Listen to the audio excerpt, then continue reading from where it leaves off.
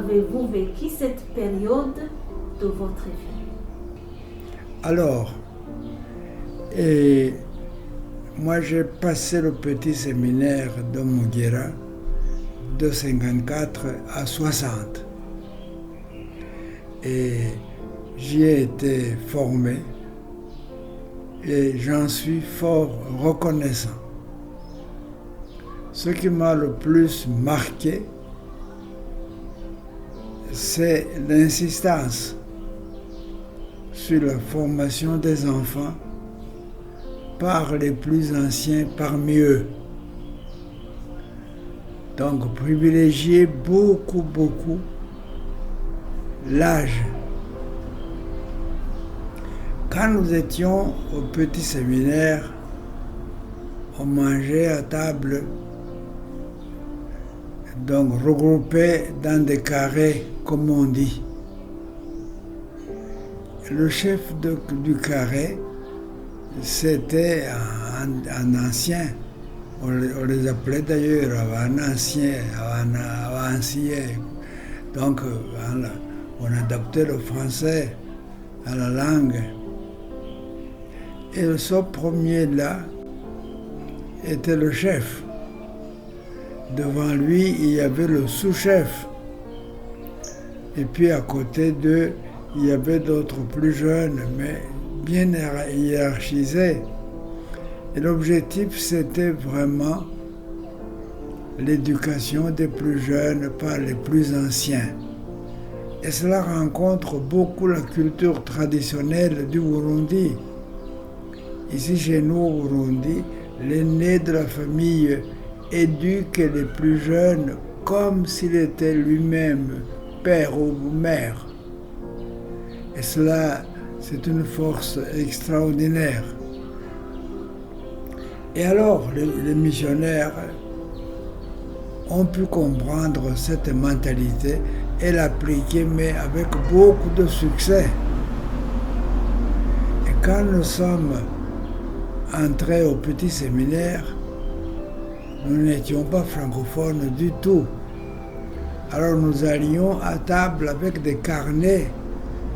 Chaque fois qu'on apprenait un mot nouveau, et on le notait. Et les anciens nous interrogeaient par après.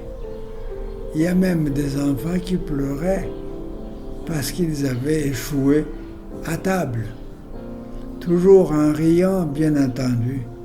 On se moquait d'eux et on riait d'eux, et le lendemain, ils faisaient beaucoup d'efforts. C'est ainsi que, à la fin de l'année scolaire, on était francophones. Tous. Et cela, pour moi, c'est une force. Je parle de la langue, mais il n'y a pas que ça. Il y avait surtout le fait de former l'enfant qui venait du milieu rural, puisse apprendre les bonnes manières de l'Occident, comment on se tient à table, comment on ne met pas les coudes sur la table, comment on prend la fourchette, comment on mange poliment à l'occidental. On avait évidemment soi-même sa propre assiette, c'est l'Occident. Et on n'avait pas le même plat où on mettait la main comme dans la tradition. C'était donc quelque chose de neuf pour nous et on devait l'apprendre avec la gentillesse des plus grands qui se considéraient comme nos parents. C'est cela le secret. C'était comme si nous étions leurs enfants. Et après une année, on était vraiment formés dans cet esprit-là. Il y avait une bonne acculturation de bonne loi pour notre bien.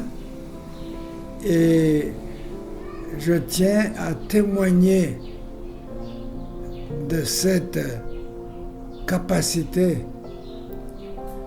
que les missionnaires ont pu avoir pour pouvoir adapter l'éducation moderne à la tradition. Et puis, on choisissait également des chefs de classe et un doyen pour tout le séminaire. Et le doyen était comme un éducateur. À table, il devait nous haranguer et nous dire tout ce qu'il faut faire, donner des remarques selon les moments. Il y avait même parfois des remarques dures. Et on avalait cela parce que ça provenait d'un camarade plus âgé. Il était choisi en première, c'est-à-dire dans la dernière année du petit séminaire. Il était choisi par ceux qui étaient en seconde et ceux qui étaient en première, les plus anciens. Et en général, on lui donnait beaucoup d'autorité sur les élèves plus jeunes. Et il pouvait aussi exprimer les doléances. Et celle-là était bien entendue et bien acceptée parce qu'il était un doyen, c'est-à-dire un chef légitime. C'est en ce sens que je tiens absolument à témoigner de cette éducation des jeunes par de plus âgés qu'eux. Là, c'est clair et net, le séminaire d'Omugira était excellent pour cela. C'est ainsi que ceux qui partaient, ne pouvant pas rester au séminaire, ne voulant pas être prêtres, et ils avaient automatiquement un travail même élevé. Et ils ont composé même une association dans des anciens séminaristes pour la promotion mutuelle. Et ils ont carrément pratiqué une certaine collaboration en vue de l'évolution du pays. Et le jour, quand les idées d'indépendance sont venues, les anciens séminaristes l'ont beaucoup soutenu et ils sont devenus très souvent des champions de la recherche de l'indépendance. Et là, c'est une force. Quels sont vos souvenirs les plus marquants du petit séminaire d'Omugira? Les souvenirs les plus marquants pour moi, ce sont les pleurs des petits-enfants quand ils avaient échoué à l'examen, tout simplement en vue du vocabulaire. Et les anciens nous donnaient des mots à apprendre. Et quand un enfant venait à table sans les avoir mémorisés, il était grondé et il pleurait. Ça, je m'en souviens bien. Le deuxième souvenir marquant, c'est qu'il y avait un grand balcon au petit séminaire où tous les séminaristes devaient être en rang, classe par classe. Et alors, quand vous aviez un message important, vous vous mettiez au balcon pour exprimer son message. Souvent, c'était les supérieurs. Et à l'occasion d'une fête, les étudiants aussi parlaient.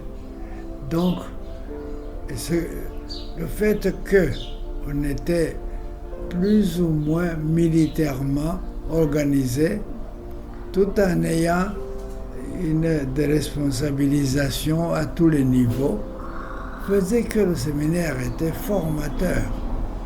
On n'en partait pas bête.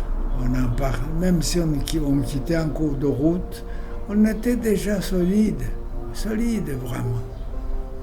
Et un grand souvenir aussi, c'est qu'un jour, le père supérieur m'a regardé, et autrefois, je louchais. Même maintenant, si on m'observe bien, on peut le voir. Loucher, c'est-à-dire quoi? Loucher, ça veut dire le fait de regarder plus ou moins de travers. Alors, il m'a conduit à la clinique Prince Louis Rwagasore qui était alors la clinique des Blancs. On ne pouvait pas y entrer sans qu'un Blanc te tienne par la main. C'était pour voir mon œil, parce qu'il m'a dit, un enfant comme toi ne peut pas rester comme ça.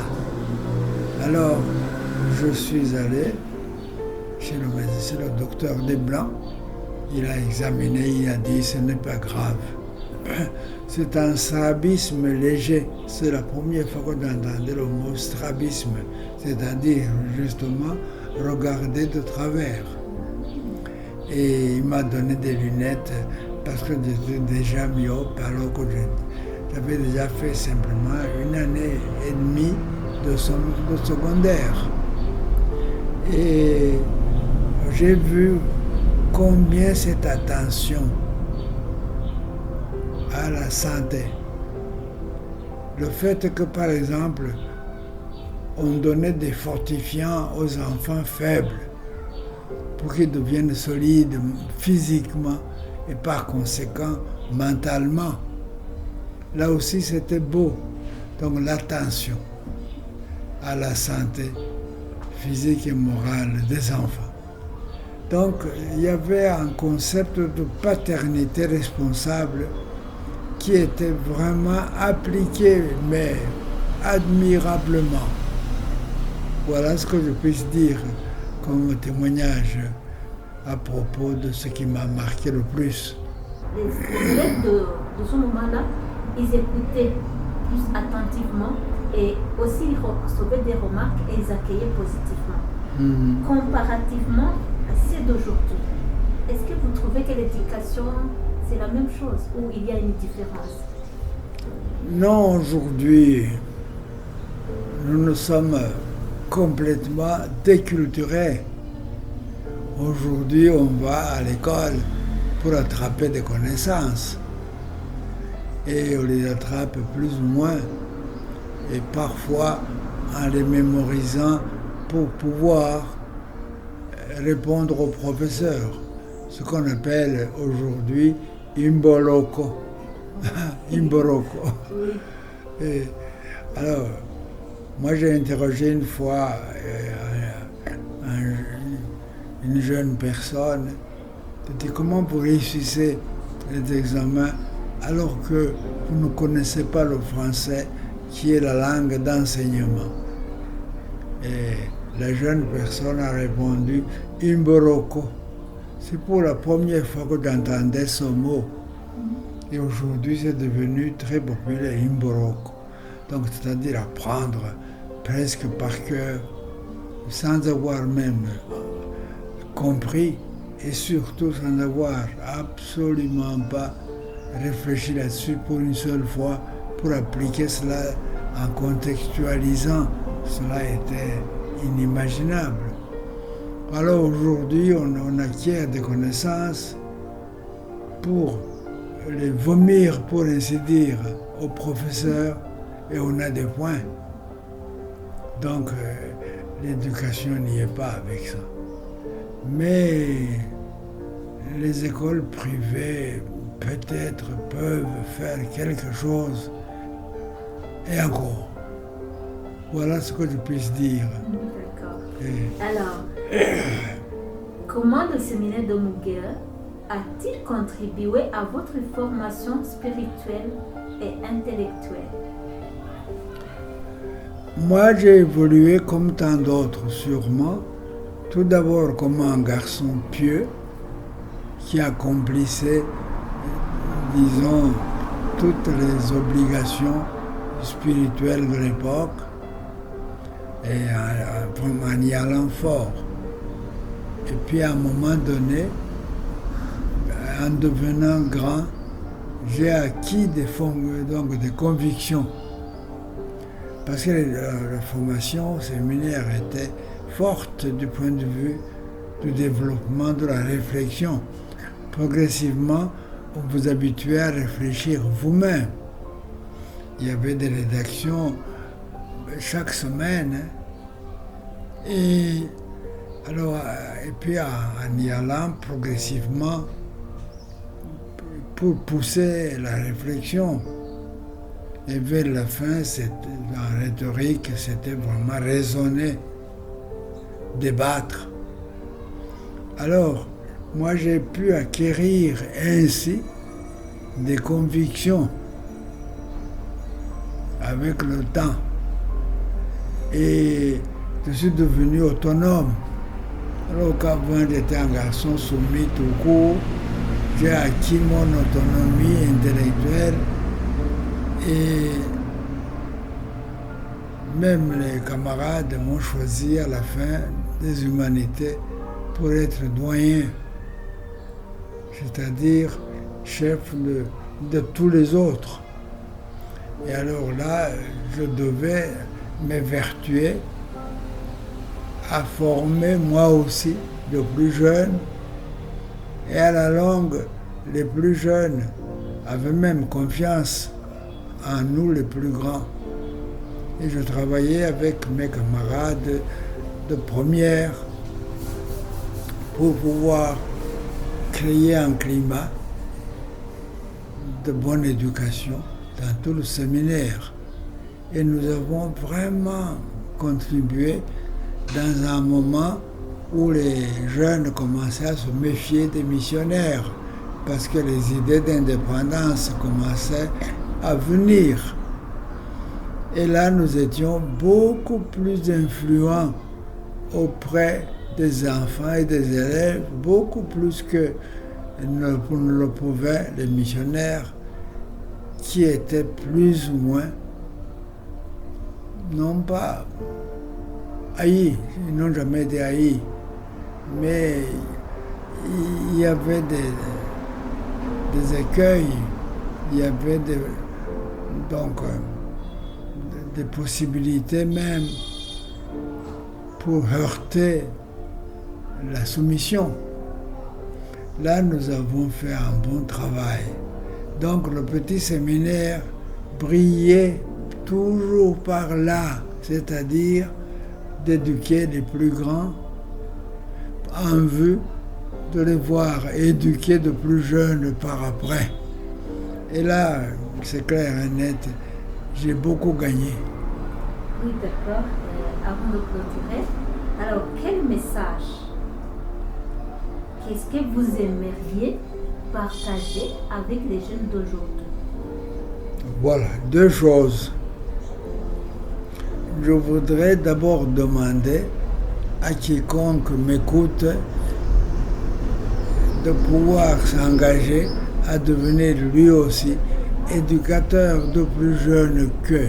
Parce que la plupart des cas, aujourd'hui, on se forme égoïstement pour se débrouiller dans la vie. Mais penser aux plus jeunes que soi, c'est presque inimaginable. En second lieu, j'avais dit que j'allais parler de deux choses. En second lieu, je voudrais demander aux plus jeunes aujourd'hui d'être plus curieux, de responsabiliser les plus âgés en les rendant pratiquement responsables des plus jeunes.